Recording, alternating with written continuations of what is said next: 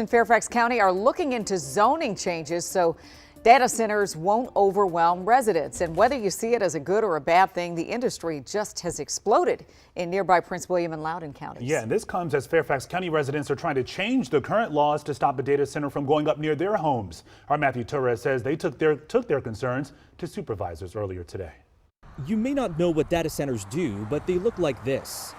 And if you ask these residents from Alexandria, they're big enough of an eyesore to protest. Our biggest concern is noise, the height of the building. There's also kind of the environmental impact that brings up. Tyler Ray and some of his Bryn Mawr neighbors showing up to this county meeting about land use. They're worried about a developer permitted by right because of the zoning to build a 70-foot tall data center near their backyards. Through by right, the approval process is faster without the need to hear from neighbors nor supervisors. Ray says when it comes to data centers, the county needs to change the by right laws. They need to be the ones that are going to say whether they approve or oppose data centers and be accountable to the residents. By right removes any sort of accountability. Chairman Jeff McKay and other supervisors agree there needs to be more scrutiny when by right is applied in zones that aren't so industrial. But on the other hand, we do want to consider some by right uses because that's important to steer these to those districts that we have declared make sense.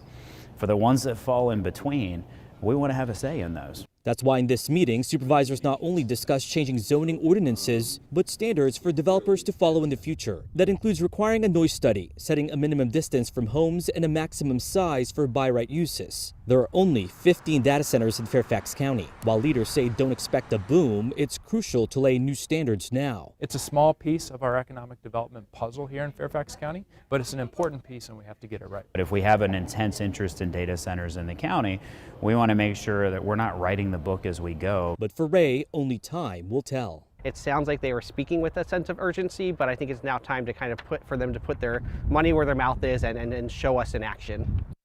And Matthew Torres is live from their community along Edsel Road in Alexandria. So what are the next steps? Well, Leslie, for one thing, at this hour, we have neighbors out here right now putting up this banner to show they're up against this data center. They're trying to pressure supervisors to fast track changing the ordinance to stop the data center before the deadline for the county to accept the proposal, which is just in a few weeks. But today, county leaders say the changes they are trying to make will take months, which will start with a public input. To them, they say that is enough time to do it fast, but do it right. Leslie?